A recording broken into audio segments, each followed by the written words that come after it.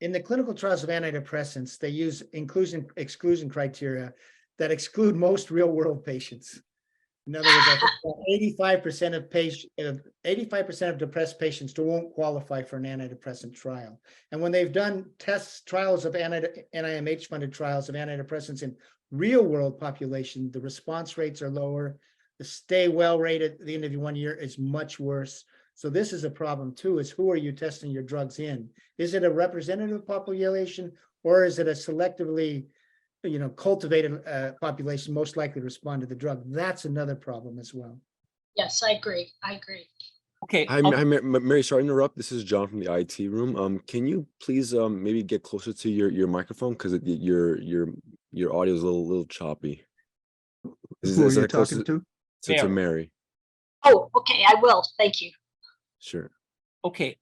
Due to time constraints, I'm going to ask you a bunch of things, and I'd like for each of them to just give a 10-second answer. Obviously, it needs a lot of time, but we won't get to too many. So just you more or less just almost saying true and false, and you give us 10 seconds of color, okay?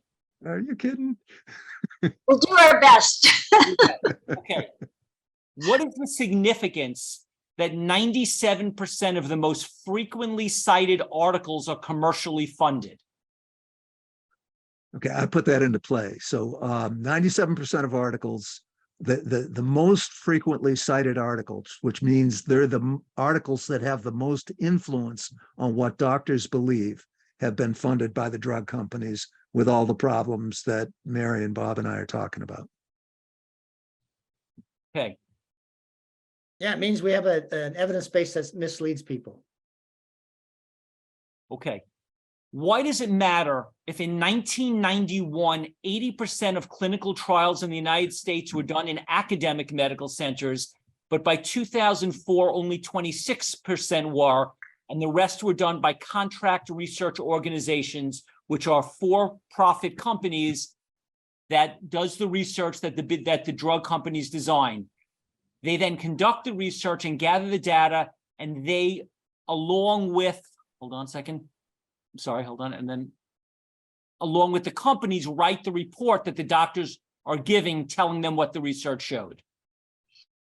Well, it used to be that the drug companies did their own studies in-house or worked with trusted physicians directly. But with the 1962 regulations changed the whole way that the studies were done, and they couldn't afford to keep staff for these clinical trials unless they had a drug that was under development. So this is how the contract research organization was born, because that way they could keep doing studies for multiple companies, and it made more economic sense. Because I remember when I was at Upjohn, we did our own studies, and towards the end of my time there, the contract research organization was becoming prominent, and the company I worked with wasn't so excited about that because they weren't sure they could trust them. But now it's the standard. The problem arose, though, also when there was a time when drug companies would go to they needed to get the academic medical centers to conduct the trials, physicians, and those physicians would design the trials. So they would have to hand over control of the trial to the academic physicians.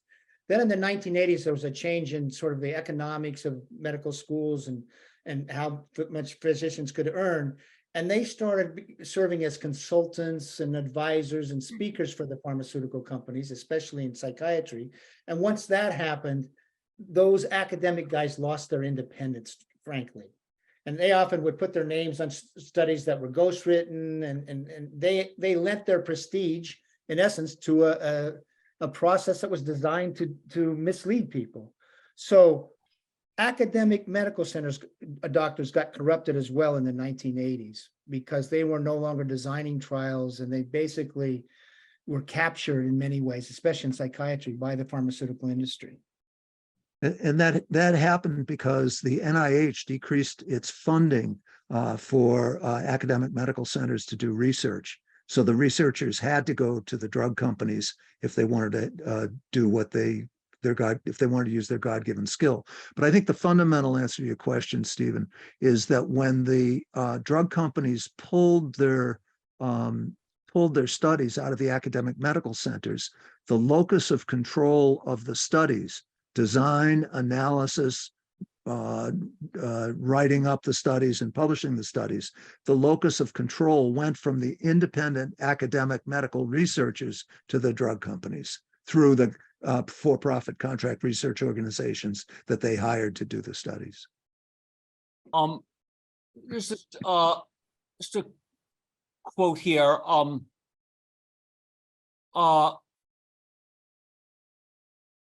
Let's see. Hold on a second. What do you mean when you say the transformation of medical knowledge from a public good to a commodity? Please explain what that sentence means. Well, that's my quote, so maybe I should take a shot at it. What I mean, to continue from the last question, when academic medical centers had control over the design, collection of data, analysis, the research, and publication, their mission was to provide the best information to the public possible, win, lose, or draw from a business point of view for the drug companies. But now that the drug companies have control of that research, their job, they don't have a choice about this. Their job is to maximize the financial return on investment to their investors on their research endeavors, so that their job is now to create information that will, as Bob said in the very beginning, support their marketing efforts. That's the mission of their research. And so now scientific data is a commercial property that's kept confidential. The public usually can't get it unless there's litigation and the documents become unsealed in litigation. And the drug companies use this information as a marketing tool, not as a tool to improve the health of Americans or to make our healthcare more efficient or more epidemiologically targeted. It's simply an exercise to make money. And I'd add to that when I was starting in research in the pharmaceutical industry, it was the scientists who made the decision about what to develop.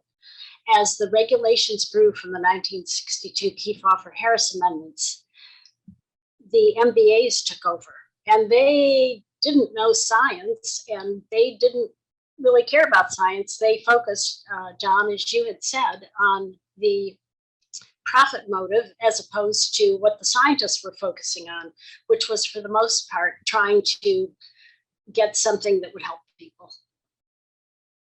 Okay. Why does it matter that 96% of medical research today is about drugs and devices?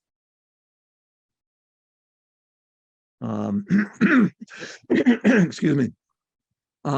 That's a big problem, because when our research agenda has now been turned over to the market, to for-profit companies largely, and they invest that money in order to make the most money on their research. So they invest 96% of our research money in developing drugs and devices, but only 20% of our health is actually due to medical care, and 80% is due to the social environment that we live our lives in. So we've got this market failure in the focus of our research agenda. And the reason why this matters is because doctors are trained to practice so-called evidence-based medicine. And when 96% of the evidence is about drugs and devices, they think and they are compelled to practice medicine in accord with that. So we've got an enormous epidemiological misdirection of our healthcare, which is part of the reason why we're spending an extra $2.3 trillion a year compared to other wealthy nations on our healthcare, yet we have very significantly worse health outcomes. I would just add to what John said that we do have a switch from prevention to treatment-based medicine, which again was the result of the 1962 amendments, which I'll be talking about tomorrow. And that really, I agree with John, that's really 80% of what we should be focusing on, but we're no longer focusing on it because essentially the FDA is trying to outlaw prevention by trying to apply the drug standards that it has to things like nutraceuticals. How do drug researchers make money on patents and royalties? And can a researcher for a nonprofit that got government money receive patents and royalties? And why does any of this even matter? Well, my understanding is that the government does, even government employees can receive royalties on patents. And this changed, I believe, in the 80s, because what was happening is, again, partially due to these 1962 regulations, there weren't many new drugs coming about. So at that time, academics couldn't patent their research. So that changed in the 80s. And so now that the academics could patent their research, they could then license it to the pharmaceutical companies and make quite a bit of money doing so. And of course, a lot of this was taxpayer funded. So the idea was maybe that wasn't such a good idea, but since the drugs were drying up relative to where they had been before, that's a solution that they came upon. And so in a sense, they converted academics from trying to do research to simply learn things to trying to make a profit. So it switched academic research quite a bit. Correct. Go ahead, Bob. I'm sorry. Well, I was going to see, I mean, the reason for this, you can sort of understand the reason for this. The idea was to turn basic discovery into useful drugs. And the thought was by, providing this economic incentive, and that the academic researcher could then work with the drug company to develop it. So I think there was a rationale for it, to turn basic science knowledge into, therapies that were beneficial.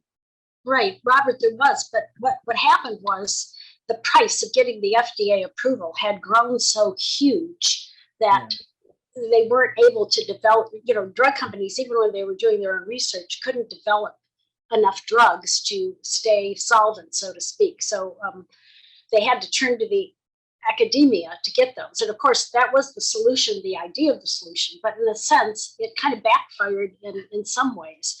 So again, I don't want to keep beating on this, but these 62 regulations were really extremely detrimental and caused a lot of the problems we're seeing today. And only if we know that can we fix it, because it's hard to fix if you don't know what caused the problem in the first place.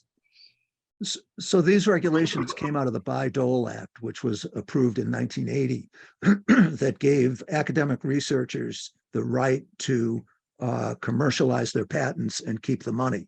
And I agree in large part with what Mary is saying, is this creates and Bob, it creates a very strong incentive for innovation. But what it does is it changes the fundamental mission of the university. So instead of the university seeking truth and fulfilling the obligation of its nonprofit status to be of service to the American people, it turns the university and its researchers into entrepreneurs. And you can make a lot of money selling these expensive drugs that we're talking about, Leqembi or the antipsychotics that cost so much. You can make a lot of money commercializing those instead of figuring out the kinds of social activities that we can engage in to prevent dementia or to treat psychosis in more effective and community-based ways. So it undermines the role of the university, and there's no other institutions in America that can come in and do that function of nonprofit universities. So we lost that. It's gone.